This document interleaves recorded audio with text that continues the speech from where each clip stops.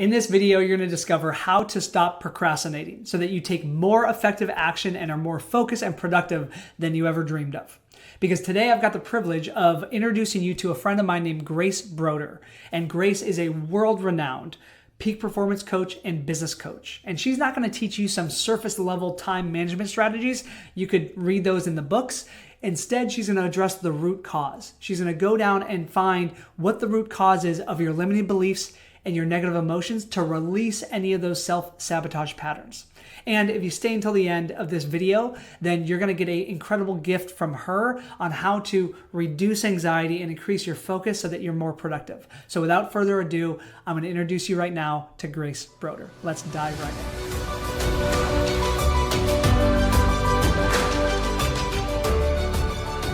Today's training, I am super excited because I get to introduce all of you to a friend of mine, Grace Broder, who is going to teach you how to overcome or how to stop procrastinating. Now, just by a show of hands, I'm curious, does anyone here ever have issues with procrastinating or perfectionism? Or am I the only one? Mayette said yes. Bob said no. Yeah, I think there's a reason, Grace. Everybody's here, right? So I think this is something that so many of us struggle with, especially when you're building a business online and you're building a coaching business. And maybe at the stage that many of you are in, you don't have a team yet. You don't have a huge organization. And so it's all on you. So let me take a moment to just introduce Grace before we dive in. Do me a favor, team, and just type in the chat where you are watching this from. I am in San Diego, and Grace, I believe, Grace, you're in Lisbon. Is that right? Yep, that's correct. Awesome. Although I used to live in San Diego as well. That's right, you did. So she's all the way from Lisbon, so a little later your time. But let me take a look and or take a moment and just introduce Grace to the group. So Grace is a performance and business coach. I'm reading her bio team, who helps online service providers and coaches overcome procrastination and scale their businesses. She teaches an emotional management, time management, and strategy approach. And she's built a community, and this is huge, of over 300,000 individuals and has helped thousands stop self-sabotaging behaviors like procrastination, perfectionism, and people-pleasing so they can increase their impact, income, and free time. And Grace was kind enough to do a training in a group that I'm in, a business mastermind that I'm in, about a month and a half ago. And it blew my mind. It was incredibly valuable. I teach a lot of great time management tools, but I think what you did, Grace, so beautifully was really get down to the emotional side of procrastination. And so I'm excited for you to be here today to teach a lot of our students. Some of these are students of mine in Fearless Coach Academy. Some of them are people in our Facebook group and people that are on my email list, but I really appreciate you being here. Thank you so much for the lovely intro, Peter. Yeah, I love that we have worked with the same group at different times. It was great to connect with you during that presentation, but also now. And to everyone on the call, I'm so excited to help you, not only because I specialize in overcoming procrastination, but because I've also grown my coaching business and helped others grow their coaching business. So the things that you tend to procrastinate, whether that's making content, being consistent with your newsletter, building out a sales page, I am familiar with all of that in such a more niche degree. So I think we will walk away today with a lot of concrete strategies for what to do when you notice you're putting off a task. So instead of leaving it floating on your to-do list forever or in your project management dashboard, you actually know what to do in order to push the needle forward. And then what I've done for this training, and Peter was kind enough to give me a little bit more time to work with than my last training, is I've allowed a lot of time to go into coaching, because I can teach you all of this theory, but I think what is actually going to be most beneficial for you is if you raise a hand and if you are open to it, share what you are procrastinating so that I can coach you and remove a few roadblocks. Rather than leaving you spinning your wheels and not necessarily knowing what's the next best step to take. So I'll start with the presentation and say for the Q&A, if you want to get hot seat coaching, drop questions anytime in the chat box. I like to run very interactive master classes. And so if you ever have a question, I'll keep it over in the corner so I can hopefully monitor and answer as we go. And I'll keep an eye too, Grace, to make it easy so that you can be in flow. Okay, perfect. Thank you. Because I'm working with my tiny little laptop, so I can't, sometimes I have to like move things around a little bit. That'll be helpful. Thanks, Peter. Cool. Okay, so this is how to overcome procrastination. I'm not going to talk so much about the strategy today of growing a coaching business, although, of course, at the very end, if those are questions you would prefer to ask me, you're more than welcome to, as I have grown and scaled my own coaching business. Today, I'm focusing on the procrastination side of things because I think this is the biggest thing that will move the needle in your business, right? You often can have all the strategy in the world, but if you're not implementing it's not going to make as much of an impact as if you start your day working on the most important thing and work on things with more ease. So this is about how to decrease your overwhelm and avoidance so your income, free time, and impact are always growing up, because I know if you're an entrepreneur, those are all probably the three most valuable things for you. And to kick this off, I would love if you could drop in the chat something you love to procrastinate. And it's helpful if this is a larger project, because we're actually going to workshop that later. And so if there's a larger project you've been putting off, you love to put it off because it's not so comfy to do, let me know in the chat. What this will do is it will give me more data so I know what I can customize this presentation a bit more to you, but it's also going to show everyone else on the call like, oh, I'm not alone with putting off my taxes. I'm not alone with putting off cold calls or strategy calls, whatever it may be. So I'm seeing organizing my stuff. I see some belief stuff. I don't always believe it can fully happen. Thank you for sharing, Harold. I'm seeing from Peter, building a new lead magnet. Yeah, that's tricky because it's not always straightforward. It's creative work. Getting a certificate. My biggest procrastinating item is simply creating my first coaching program. Well, Alicia, that's really exciting. If you're starting from the beginning. I remember, I look back really fondly when I was starting my first coaching program. Definitely organization, overwhelmed with ideas, hard to concentrate on one, says Brian. Yeah, I hear you. It's typically overwhelmed. That's the root out of all of our procrastination with larger projects. And Harold says, success as the business evolves gives me some fear that I will be overwhelmed. Yeah, fear of success is a very real thing. There's fear of failure, and then there's fear of success. Fear of failure is like, what if it goes wrong? Fear of success is sort of doubting your ability to continue delivering when you expand your capacity, expand your clients, worry that it will all go wrong or you might get found out. That's what I tend to see happen with fear of success. Having a difficult time giving myself imaginary deadlines versus real life deadlines. That's really relatable, Paul. I think that as entrepreneurs, we're often very challenged with procrastination because no one's coming for us for a lot of these things. No one's coming for Peter to write a new lead magnet, except for maybe his coach. No one's Exactly. coming for you guys to get organized, right? You have to do it on your own. No one's coming to you for you if you don't write your coaching program. So that can be quite scary because we find we might need, you're like, oh, I need accountability. But I actually don't believe that's the case. I don't believe anyone needs accountability. I believe that a lot of people do need easier tools that reduce the overwhelm or reduce the perfectionism or the what if this doesn't work out belief. So then it's a lot easier to be accountable to yourself. Love that. So before I jump into the emotional management side of things, I will talk about what most productivity books preach, because I'm sure a lot of you want to get more done in less time. As entrepreneurs, there's always more things you could be doing.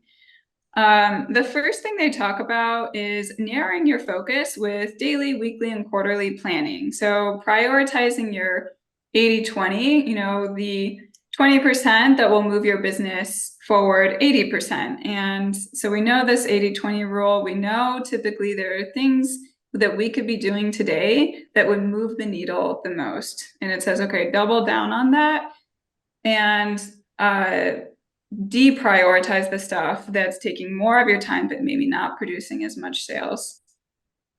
The second thing is to do your hardest and most important task first. So many of you know this through the book Eat the Frog. And so, in principle, you start your day with your hardest thing because as the day goes on, it gets harder and harder to do that uncomfortable task. And the last is to monotask. So this principle of deep work came out, and that's really getting into the flow state on one thing. And what this does is it allows you to get into the, your zone of genius, and time seems to pass much more quickly when you're in the flow. And what happens is when you switch tasks, it takes you about 15 to 20 minutes to get back into the flow. And so if you're multitasking, you're losing a lot of productivity. So I'm sure you haven't, maybe you've heard of at least two of these, but I'm sure you've heard of at least one. But why do most people not do this when we know this is, ideally how we would work? And a lot of people would say, oh, I just, I need better time management and organization. It's because I'm lazy, I don't have the time. Or I hear a lot, I lack willpower, discipline, or motivation. And it's relatable, right? Like we all have these thoughts a lot. But what a lot of people neglect is the importance of emotional management or lowering fears. When someone's not getting something done, you never hear them saying, oh, it's I have these fears that I have to do, and it's a matter of me doing some emotional work in order to make it easier to do.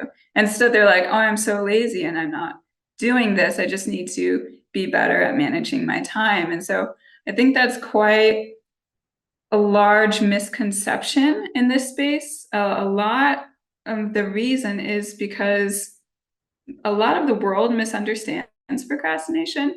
And I think a lot of the books have taught us how to structure our day better, but you can add all this different structure and you can get the best planner and you can calendar block and set the Pomodoro timers.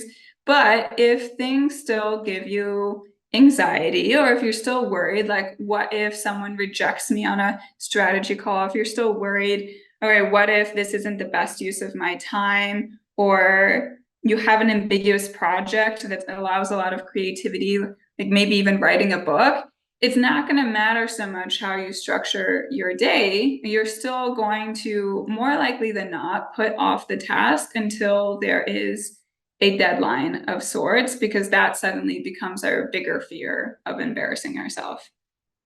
And in terms of someone saying, I was taught to multitask instead, you can take whatever approach you want, but I have read in depth how much monotasking can help due to that amount of time it takes you to get into the flow and start deeply concentrating on something. And once you get into the flow, you're usually able to get a lot more done in less time. So it's much better to batch your tasks instead of task switching. There will be some task switching throughout the day, but when I hold my deep work sessions, people are always amazed at how much more they got done in less time.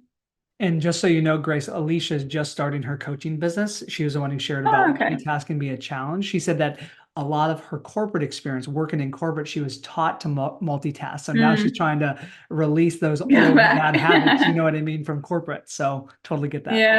yeah. No, of course, with how much we get pinged in corporate and how we're supposed to be available all the time, and we're trained to like respond to emails as fast as possible. Yes. It's not exactly preaching monotasking, it's preaching, be available in three different places. Yeah. But all of this took me 7 years to figure out. That's my journey so far. I was a closet procrastinator and perfectionist for years. And I searched out there and I read all the books. I did therapy. I did the hacks. I went on YouTube and watched the 5 tips to overcoming procrastination. And nothing was really working for me. So I decided myself to go out and search for solutions. And it was kind of perfect because I had also not really loved my career in corporate and not really loved what I studied at the beginning, and had always wanted to work for myself. And when I had found solutions, I was like, now I can build this business where I get to help people. And probably some of you relate to that because what greater job is there than helping people realize their potential through coaching? And so that's when I started to help people with procrastination after I solved it for myself. And now I've seen thousands of cases.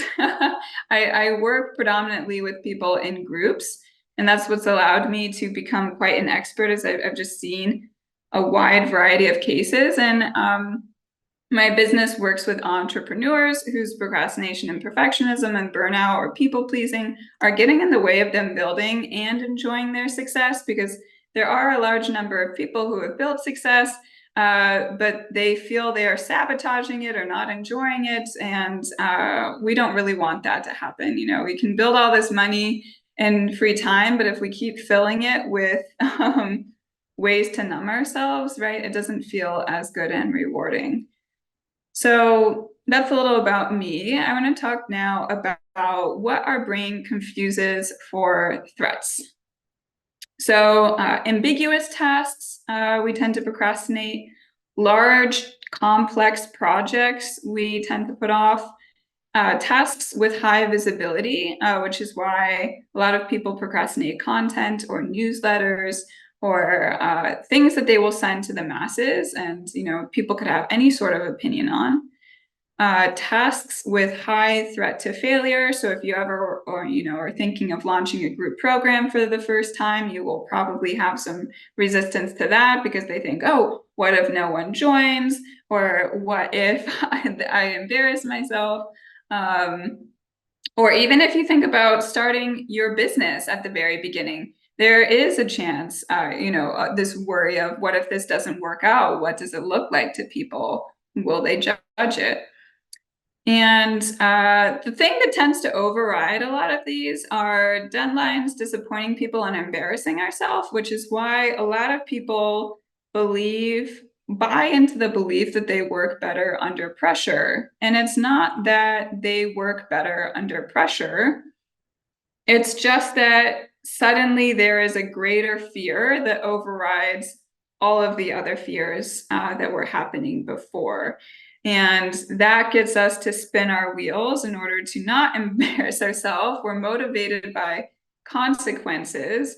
And while we are finally starting to do the thing, we're not working best under pressure. We're usually very stressed. You can get stomach problems or you can grow sick, you can burn out. And our creativity also goes down, because in this analogy of our brain confusing our ambiguous or creative or tasks with like high visibility for threats, because that's the way it sees it, like we're essentially trying to run away from this animal. It thinks might eat us, like a lion or a bear or whatever.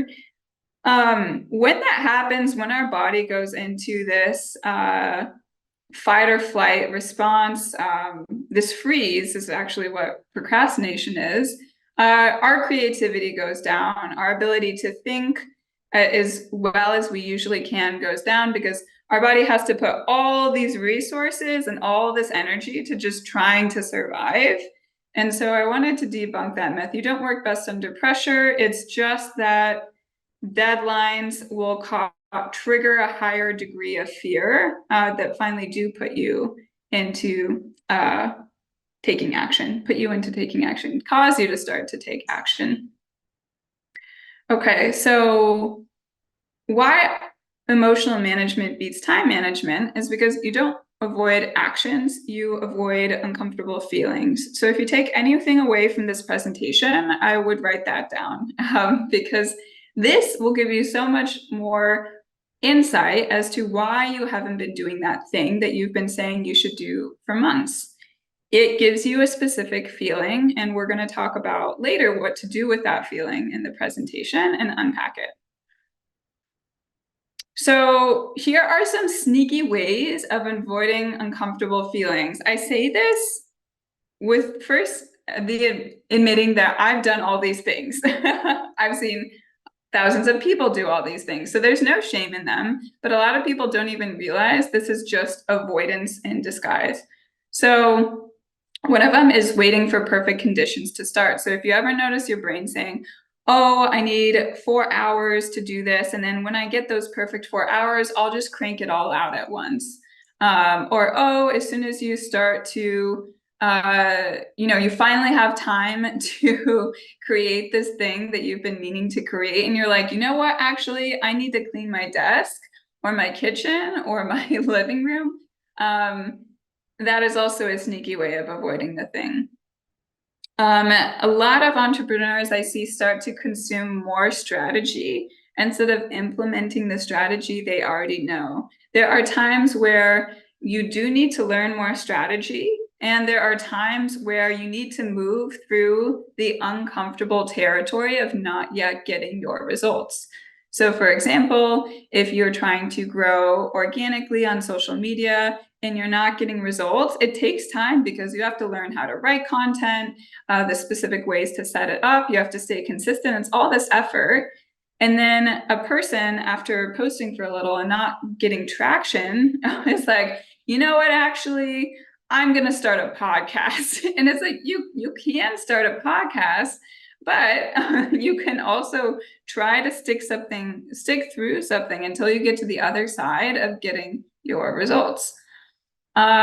Researching beyond what's needed for smaller decisions. So if you're a person who spends like 8 hours researching if you should do ClickUp versus Trello or like Jobby versus Teachable or whatever, like this is an example of perfectionism, and it's a sneaky way of putting off just doing a task. It's a distraction, or it's a sneaky way of putting off actually building out your course or group program.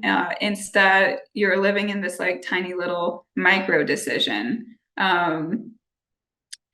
Another is looking to competitors to see what they're doing. So if you start to write content for your day and you like go and you're like, all right, I'm going to sit and start content, watch your brain. And if it goes, oh, I'm uninspired, I should like go look and see what so and so is doing. Also, a very sneaky way of just avoiding writing the content. Here's another one. I'll wait until XYZ are in place. So I'll wait to put my strategy offer out there until my website is set up. And in the meantime, you're taking forever to set up your website. Or I'll wait until XYZ to do this uncomfortable thing that I've been, meaning to do for a while. It's also kind of a sneaky excuse. Sometimes it's valid, and I don't want to discount the times it's valid, but a lot of times it's a sneaky way to avoid an uncomfortable feeling. Brian says, sounds like you've been reading my mind. Yeah, I've been working with a lot of you, a lot of procrastinators. So it's not just you, this goes on in everyone's brain. Another one, the last one, is endlessly tweaking a finer detail instead of sending it out at your version of 80% or refining later. So I like to tell my clients, you have to take messy action. You have to sometimes send things when you feel like it's a B minus, and know that it will become better and better over time. When I first launched my group program, I was wildly uncomfortable with it. I was like, this is nowhere near where I'd like it, but it still got results. Clients were still happy. They gave raving testimonials. Did I have the perfect film? Did I have like the perfect setup? No, but like the thing is, a lot of times you can get by with far less than you're expecting of yourself. And through adding on these barriers and like higher expectations, you actually make it very hard to just take action and get the real world data on what works for you. And so just pay attention to when you're tweaking those details, you're going down research rabbit holes, you're overthinking sending a newsletter. And the more you get in the habit of sending things when you feel like a little uncomfortable, like they're not ready yet, it's like the faster you will become at executing and getting the results that you're looking for. I'm glad you like the mantra, Harold, of take messy action. Yeah, it's one of my favorites. Grace, Done is better than perfect. I just want to acknowledge you for a second, because even without any strategy on what to do, just the awareness alone on what you just shared on the last slide is enough to like bring it up in a way to where we can take a different behavior, take a different action. So thank you so much. Yeah. Yeah, thanks, Peter. No, for sure. It's like you can't change what you're not aware of. So that's why it's a key part of this presentation. So I'm going to call you out a little bit more, guys. Okay. So, again, get more of the awareness, and then we're going to go into solutions. So tasks a lot of people avoid. Making a big decision or starting a new big project. Why it's avoided, it comes down to fear of failure or wasting time. When I really dig into their thoughts, it's like, oh, what if this doesn't work out? Or what if this is the wrong decision? What if I disappoint someone? And that's because ambiguous tasks cause overwhelm. And how it shows up is people keep waiting months for clarity. They keep waiting until like clarity hits them from the sky to move forward with something where the clarity is probably not going to come until they take action. It shows up as productive procrastination. So again, this is like living in the little administrative tasks that don't bother us, or living in the research phase, or living in all these safe territories, things that don't really make us uncomfy, instead of doing that uncomfortable task. And then we're like, oh, well, I don't have enough time. And I'm like, well, you would have time if you didn't look at competitors, overthink the finer details, or like research rabbit holes, you know? Um, Let's see here. I'll get to your question after I finish this slide because it's a really important question I would love to address. Another task is financials and taxes. And so numbers tend to give a lot of people overwhelm or shame. They give them, I mean, honestly, our system, I think most of you in the US, our system in the US is very confusing. And so it's very natural that you want to put that off. Because you can, I mean, I remember when I was first starting, I'm like, am I stupid? Like, is this the right answer? Is this the wrong answer? And so what happens is we don't review numbers regularly, or we might wait until deadlines to act. And numbers are really how we work with a lot of improvements in our business. So it's really key to have those in place, and also to get your finances squared up, including your taxes. Third one is marketing or writing. So anything from email, your book, your content, cold outreach. This is usually coming from a fear of not sounding good enough, or being uncertain of what to say, or fear of being judged or rejected. It could be like all three. And what happens is we'll look at competitors, we'll try following 20 different rules in order to make our content perform the best. We'll keep it in the drafts. We'll aim for perfect, and then we'll get claim it's like writer's block, when reality it's just a bunch of fear that's causing us to not write. Let's see, we also got uncomfortable conversations. So whether that's the fear of disappointing others or the resistance to being disliked, it can cause you to not have uncomfortable conversations with your team where performance needs to increase, or not have an uncomfortable conversation with a client who showed up late to your meeting for the third time, and you're like, well, I guess like I'll let it slide, but really you're building resentment.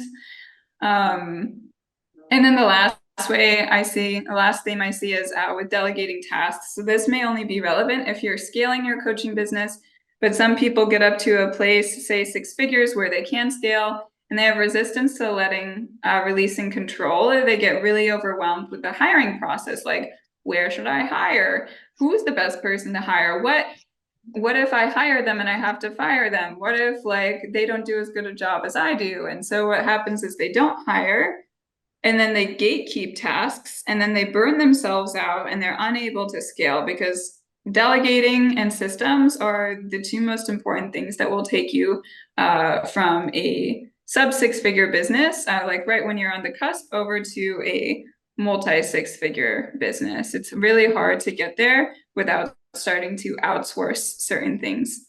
And so this is a really key department for those who are looking to scale.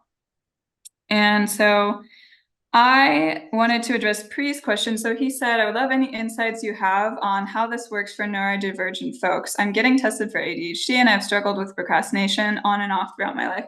So this is a great question, because I do see, I would say about half of my clients have ADHD. There is a strong overlap. But the thing is, a lot of people, unfortunately, say, they get diagnosed with ADHD and they feel like it's then a fixed trait, procrastination, because it comes out as like it's one of the symptoms. But the thing is, the principle that we don't avoid actions, we avoid feelings holds true no matter if you're neurodivergent or neurotypical. And so my people with ADHD still see tremendous results because we're still going to the root cause. We're still addressing these core fears, these core beliefs that are causing them to sabotage their progress. The thing is, there's usually a few other challenges like time blindness or, let's say, executive dysfunction, and those are really real, and can make it a bit harder for you to say prioritize tasks or estimate how long something would take to complete. However, if you look at these two things, they're very manageable if you're no longer avoiding things that make you overwhelmed, or if you're no longer avoiding things you're worried about getting rejected from, right? So we still make a lot of progress, and then I usually give a few additional strategies that are unique for people who are neurodivergent. So I hope that answers your question. Let's see. And we had one other question that says, from Juan, it says, I hate to be, but I have a history of being really impatient and rushing into action, sometimes unwisely. A bit of procrastination could help sometimes. Any thoughts on this distinction? Yeah, so there will always be things that you have to put off in your business. And sometimes it is a strategy move to not do something. And sometimes it is, we live in an excuse to not do something. And so usually you can tell of, the difference. Usually there's like some guilt involved and you have a hunch of when you're avoiding something because that you really should be doing. And I would say that's where you can just, distinguish, okay, am I intentionally putting this off as a strategy so that I take my time and think through it? Or am I putting this off because doing it has some deeper fears associated with it, causing me to procrastinate? So yeah, I think it's a helpful distinction. Sometimes you'll always have things you're not able to get to in your business. But I think that as long as it's always within your control to start, like you're deciding, oh, I want to work on this task today, and it makes sense. And you notice you're putting it off, that's when you can kind of see, okay, I have some resistance here. It's not a strategy move, it's a excuse move.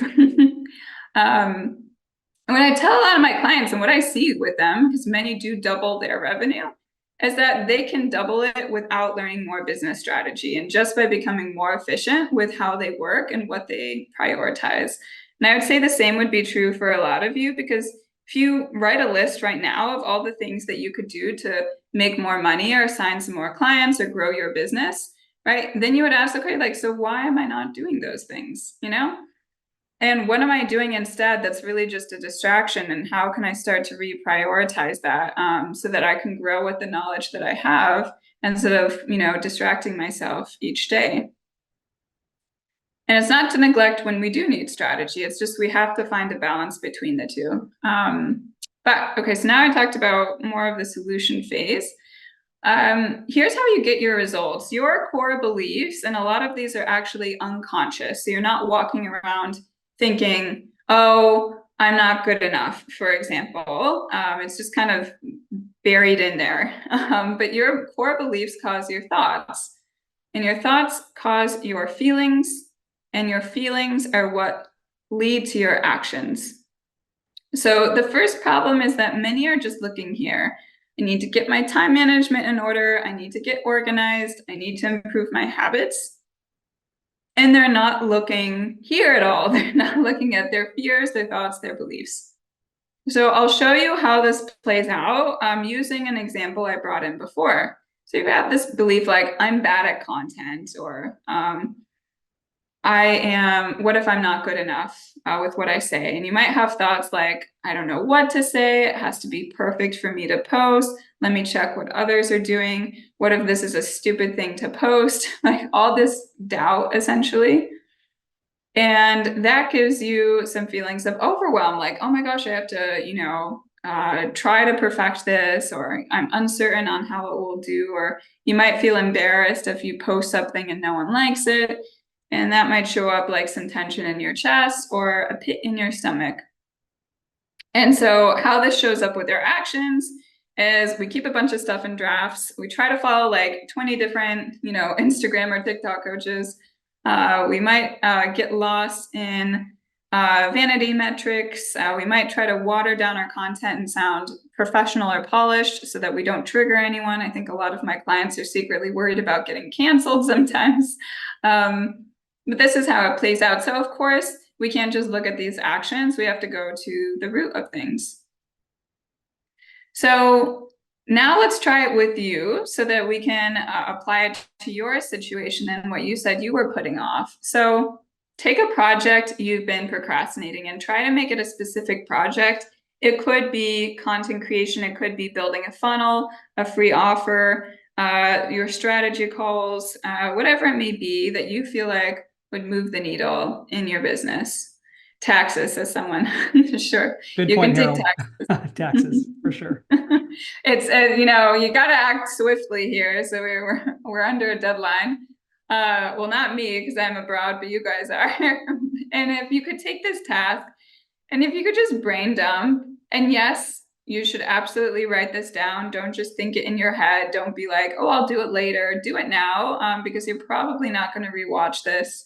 And the space is here. So just brain dump. What comes to mind when you start to think about doing this task? And what are you worried about? And the reason that jotting this down on a piece of paper helps is that our thoughts tend to be incomplete sentences, like open loops. And when we write things down, we allow ourselves to like fully get a thought out of our head and onto a piece of paper, and we can examine it with a different lens than if we just like leave it rattling up here with our 2,000 other thoughts we have going on in any given hour. So what comes to mind when you think about doing it? What are you worried about? And I'm going to give you just, 30 seconds to jot that down while I sip some water.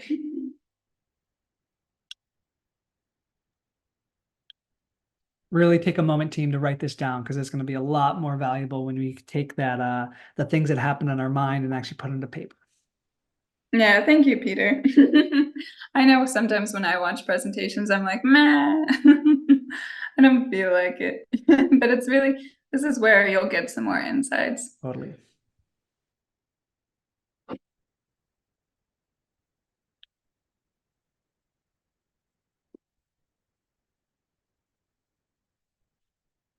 All right, so we got that. And a brain dump is just like a stream of consciousness. So even if it feels like a stupid thought, like you still really want to write it, because a lot of times they are irrational thoughts. And so instead of being like, oh, I bet I know that's not true, write it down still, because it will give you the data we need.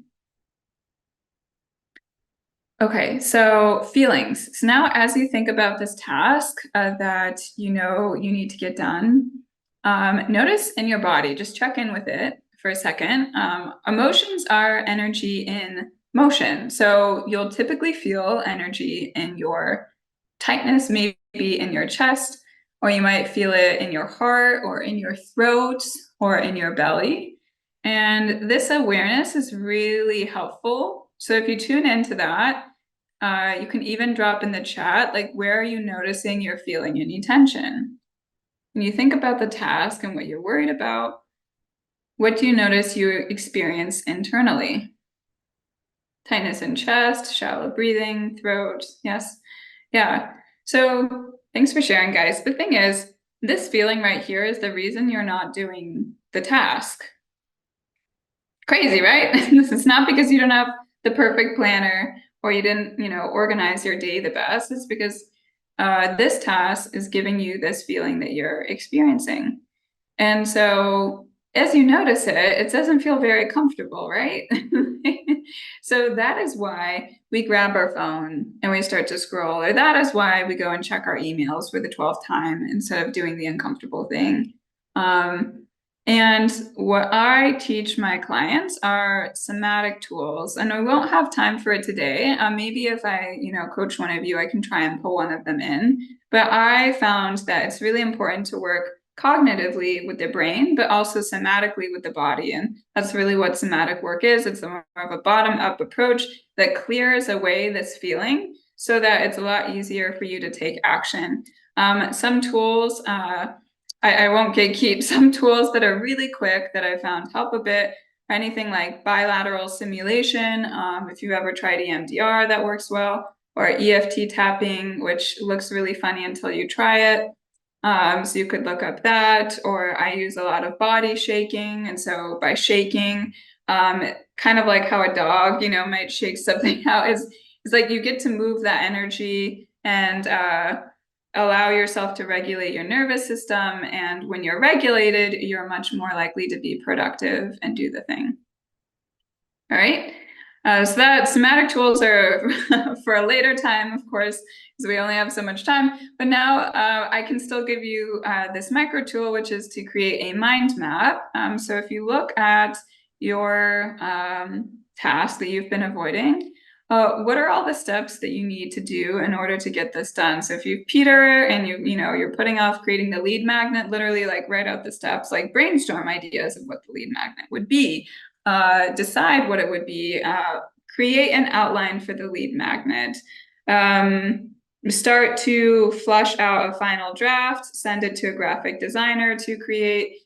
And this helps, like creating those micro steps helps, and even better, time estimate how long it would take you for each step. And so if you've been putting off your taxes, it's like, okay, I gotta like figure out what form to download. So, go into, I don't even know the site would be, but go on the government site and download the X and X file and print it. And that's your first step. Because as soon as that's printed, you already like, honestly, this is kind of like with a fitness class where, just showing up is the hardest thing. And once you're in the class, you're like, all right, I might as well do it. But giving yourself the smallest first micro action that you can do is really helpful, because our brain's like, all right, well, I don't know how to, let's see what else we had in here. I don't know what next video that I could create, but if I instead said, let me brainstorm ideas for videos I could create, okay, I could do that. That has a higher success ratio than creating a perfectly performing post. So let me brainstorm those ideas. And maybe from there you get into the flow state. So I hope you all are working on your mind map, but just take, again, 30 seconds to 60 seconds to flush out what those steps would be. And I'm going to catch up on the chat in the meantime. As you do that, Grace, one thing that I just really took away that you just shared is not only breaking down the big project into micro steps, but to actually assign an estimated time. Because when I look at the daunting task of, my procrastination right now, which is building a new lead magnet for a new audience, when I look at the steps, I can be like, oh, that step only takes 5 minutes or 15 minutes. Of course I can do that step in 15 minutes. You know what I mean? Like it releases the anxiety around it. So really cool For share. sure. Yeah. Yeah, no, exactly. And you put that specific first top task on your to-do list. You don't put create lead magnet on your to-do list. You put brainstorm ideas for the lead magnet on your to-do list for the day, and you'll be much more likely to actually take action on it. Yep. Especially if okay, that's brainstorm for 10 minutes. I could do that. Totally.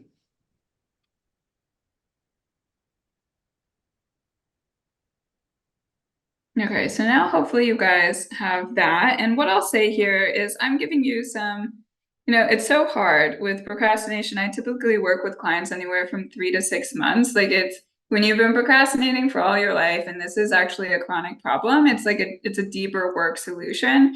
I try to give you the tools that are the shortest amount of time to teach that will still make a large impact, because they don't have as much time. But just know that I think it helps to sometimes set expectations with a bit of this work, so that when you go and try one of these tools and it doesn't like clear everything out. You're not like, oh, there's something wrong with me. It's like, that's not the case at all. It is often a deeper solution for some people that we can work with, while we also use these like little micro tools that can really help in the moment. So you have like short-term and long-term solutions.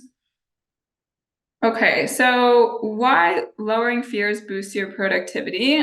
So as I said, you don't avoid actions, you avoid uncomfortable feelings. The stronger these uncomfortable feelings are, the higher fear that you have, the harder it is to start. So if you experience a lot of anxiety, you're probably going to experience a lot of procrastination. But anxiety is not a fixed, the amount of anxiety you have is not a fixed thing. You can do a lot to lower that fear so that it feels a lot easier for you to start. And many times the fear exists at a very deeper unconscious level, and it will feel quite irrational. Like, I'm worried I don't know enough, and my clients are all going to find out that I'm an imposter or something like that, even though you've gone through like 3 coaching certification programs, right? And that's because our mind just blows things out of proportion. You think about like how many times you finally started something that wasn't so bad, and then you're like, why didn't I just start sooner? Like, this only took me 1 hour and I put myself through 2 months of misery thinking about it. And like that's what's happening. Your brain just puts things out of proportion. And a lot of this also ties into perfectionism. So the more barriers you add, the more overwhelmed your brain is going to feel and the less likely you are to do it. So I even use this imperfect graph I made like 3 years ago. Like, I could have made it perfect, I'm sure, but I like the non-perfect approach. So a lot of perfectionists think that when they sit down to write a piece of content or grow their channel, it's just going to like kick off from the start, and they're going to have a perfect website and perfect case studies and like all these things. And they set the bar so high that they actually don't start the thing because it creates way too much overwhelm for our nervous system. How on earth am I going to do all that? That's so much work, and I have only so much time. And so that's why you have to go in with this blue line, this like take messy action approach that I preach. Done is better than perfect. Iterate along the way, allow yourself to fail forward, and you will probably get a lot further along than you would if you kept setting the bar so high for yourself that you didn't start. All right, so how do we lessen the threat and start?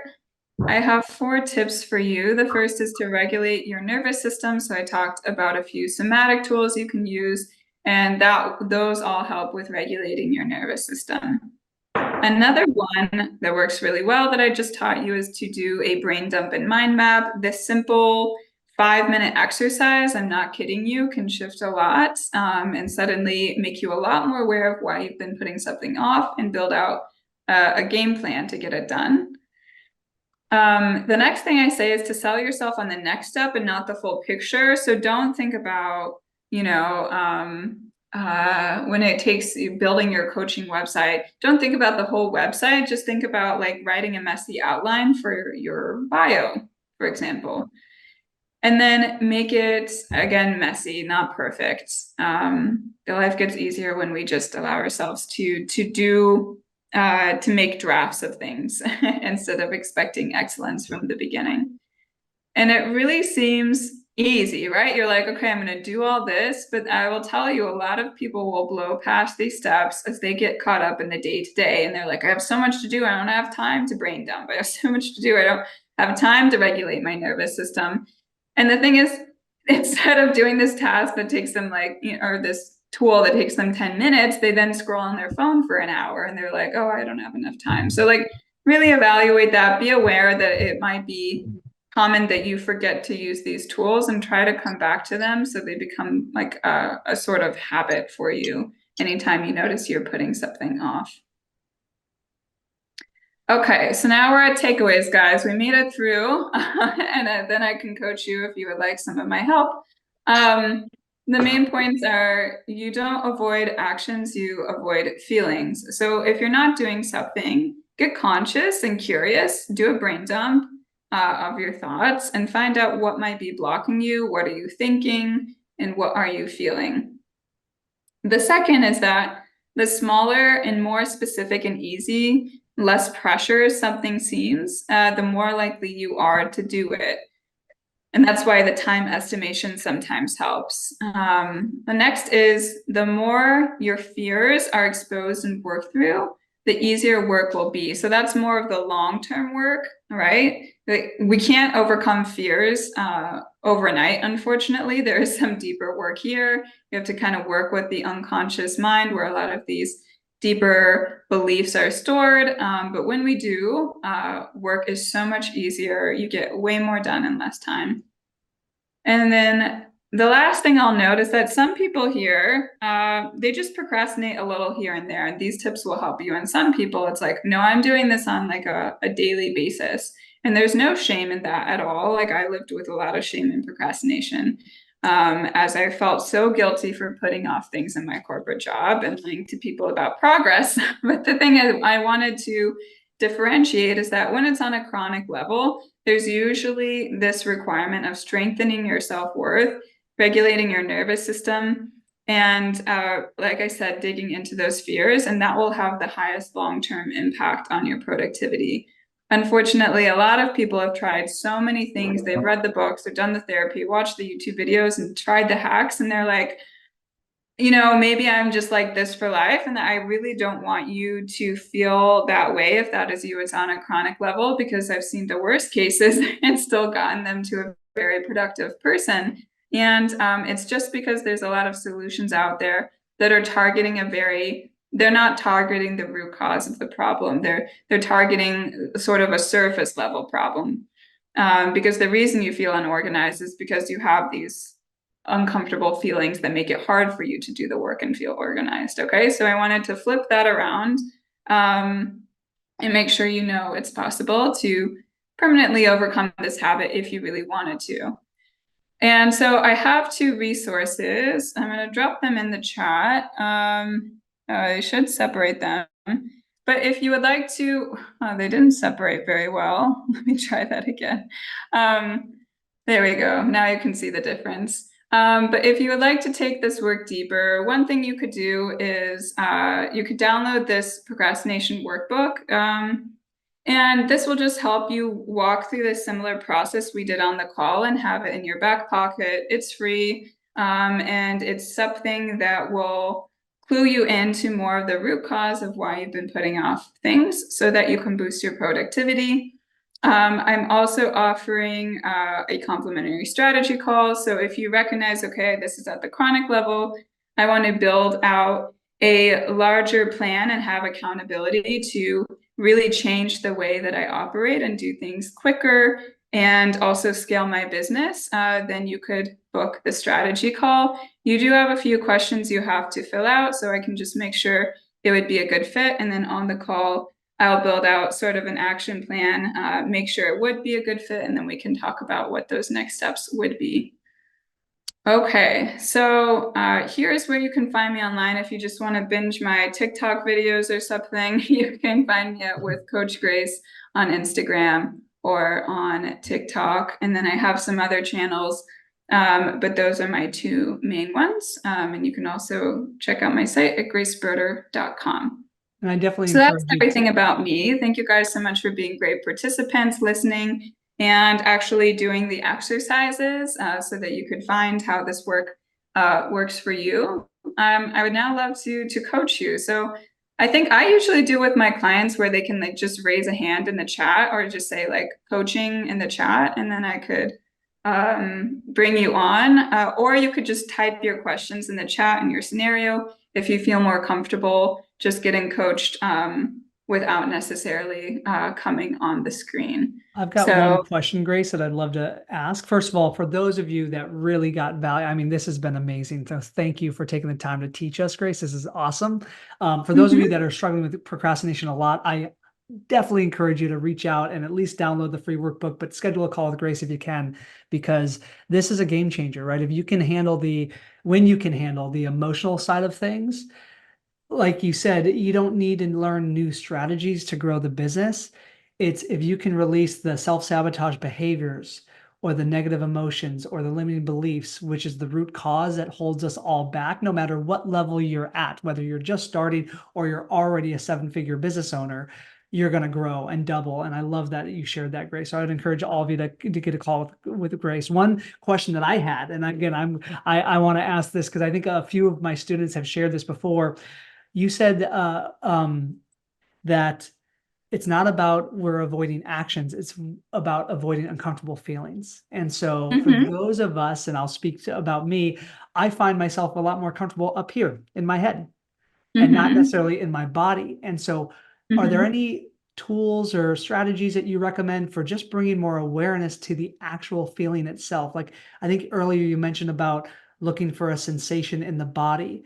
And it's so unfamiliar to me, and I don't know about the rest of you, but is there anything that you can share there so that we can bring awareness to what those feelings are and work through those?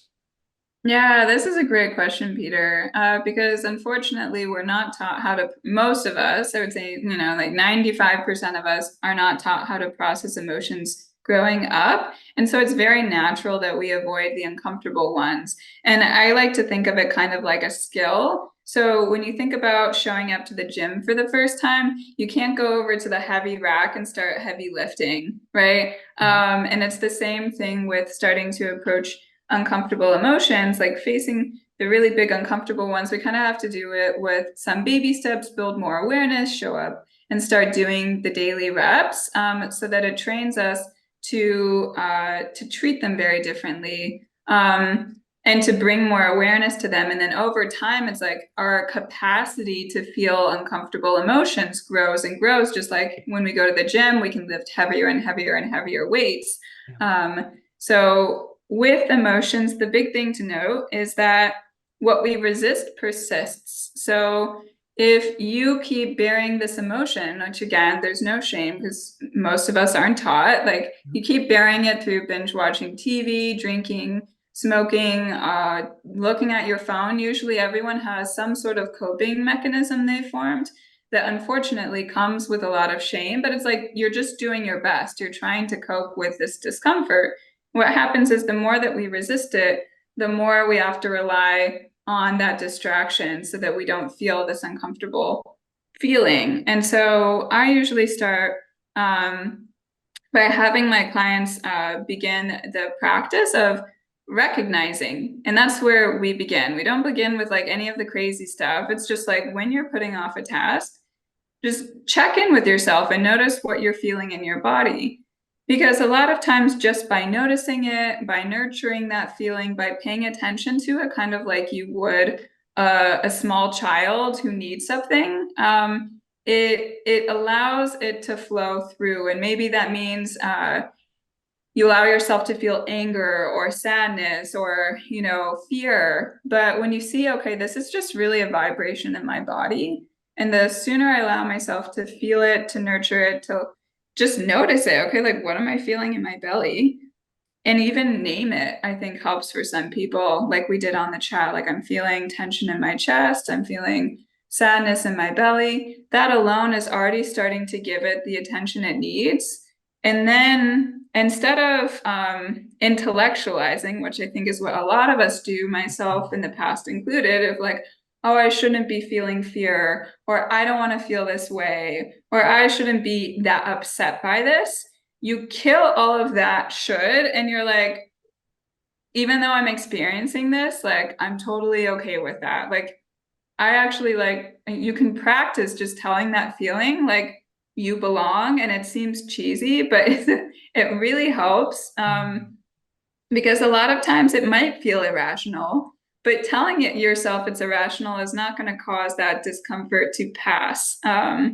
Instead, it's actually treating it, as though it's valid, and basically validating yourself for experiencing it. That allows the energy to flow through. And then I usually start to couple it with somatic tools that are, again, like for another day, perhaps in a longer presentation. But then I start to I work with the body, because instead of living up here in our mind and like thinking our way through, the best thing that we can often do is get back into our body, let the energy flow, and then sit back down to work. with a much more clear slate, like a clean slate, essentially. So I hope that answers your question and hopefully gives you guys a little bit more insight as to how you can start to feel your feelings so that they can more properly process. Love that, Grace. Thank you. That was really helpful. Priyanka said, she goes, Grace, now this is making me impatient for the movie Inside Out too. If you've ever seen the movie Inside Out, which is awesome. So very cool. Oh, I haven't yet. No.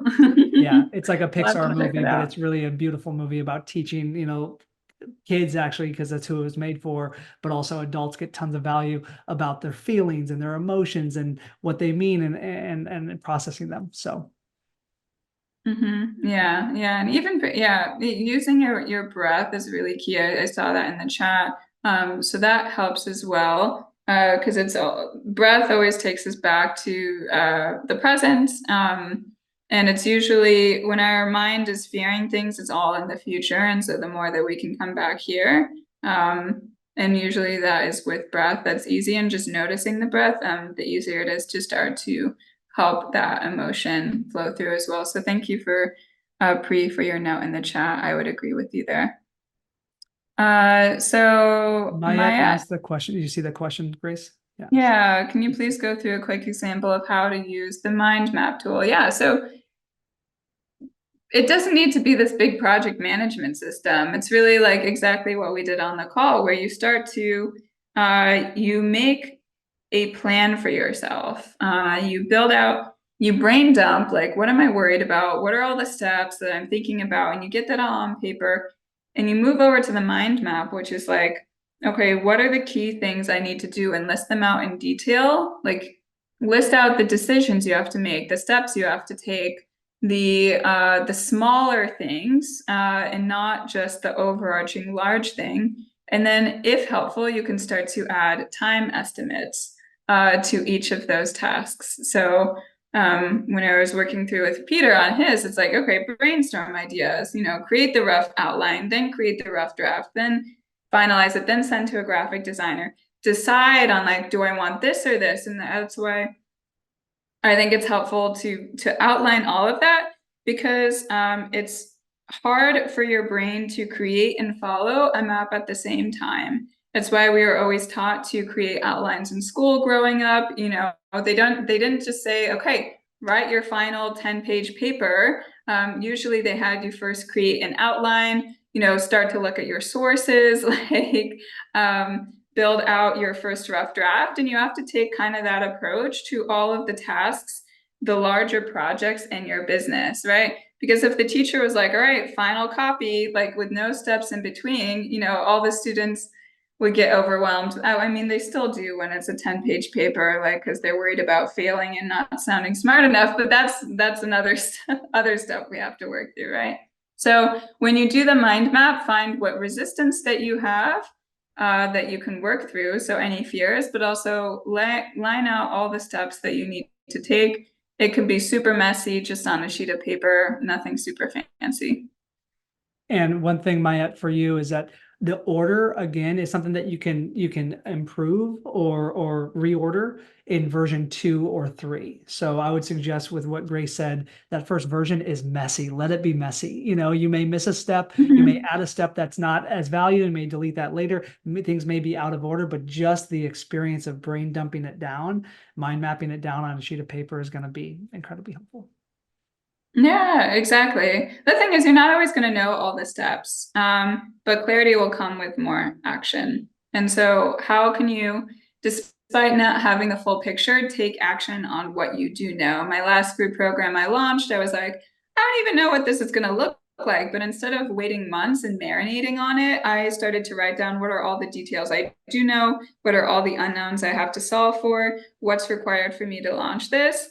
And then I launched it within a month, instead of spending 5 months mulling this over, and got data on whether I wanted to run it again. So that's kind of to uh, second what Peter was saying, is you're not always going to know all the steps, but you keep adding to it.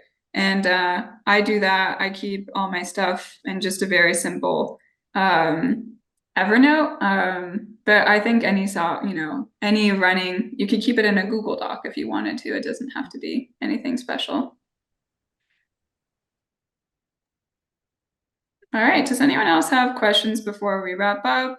Probably have time for one more. If not, it's definitely been great coaching you all. Thank you so much for letting me be here. Okay, well, I'll give you guys a second. And in the meantime, I always like to end my workshops with you letting me know what was your biggest takeaway. What this does is it allows something to stick a little bit more. So if you drop that in the chat, it allow a concept that you learned to stick a little bit more in your brain, because I just taught you all this information, but probably in reality, you'll remember like 25% of it tomorrow. So it'll help cement that idea. But people dropping in their biggest takeaway, you'll also benefit from, because there's, I'm sure, a lot of things that you didn't see the first time, just like how when you read a really good book and then you read it again, you're like, wow, I missed that. And so that's why I like to do it. I would love if you could share. Alicia says the 4 steps to immediately lessening the threat. Yep. Don't avoid actions you avoid uncomfortable feelings. Be messy. Yeah. The bear pages on what we do in our mind. Yeah, I'm glad that clicked.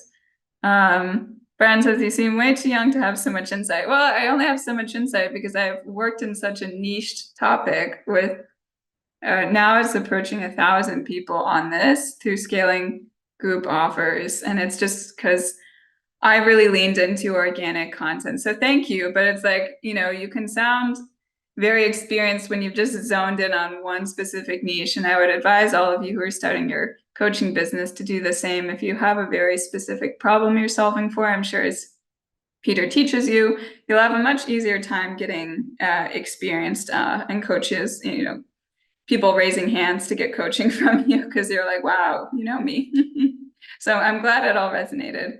Okay, thank you all for your shares. It was really great presenting to you. Thanks for being engaging. I dropped those links. I'll drop them once again. Them again, Grace, for you. Oh, so thank you, Peter. Yeah. Perfect. Yeah, like I said, I would encourage all of you to reach out to Grace and schedule that call if you want to, and then obviously look at her resources. And Grace, you have an amazing social media following. Like I've since I saw you teach a couple months ago, the engagement and the audience that you've built and the quality of your content is incredible. So definitely follow Grace on Instagram. What is your exact IG handle again? That's the one where I was. Oh, it's with Coach Grace. Yeah. Okay. Yeah, it's been just that. If any of you want to know how to use Instagram to grow a following and get clients, Grace does a great job. Oh yeah. So we can do two for one deal. You build your coaching business and also work through your procrastination, right? Oh, thank you, Alicia. That's really nice. Someone says more tips for mind mapping. I would download the free guide because it will help walk you through a few more tips there. So I hate to, I don't hate to like plug my free resource. I'm very transparent. Of course, I will collect your email, but like that, if you want more tips, it's like go to something that's a bit more in depth of a guide, and that will help you since we're wrapping up the presentation.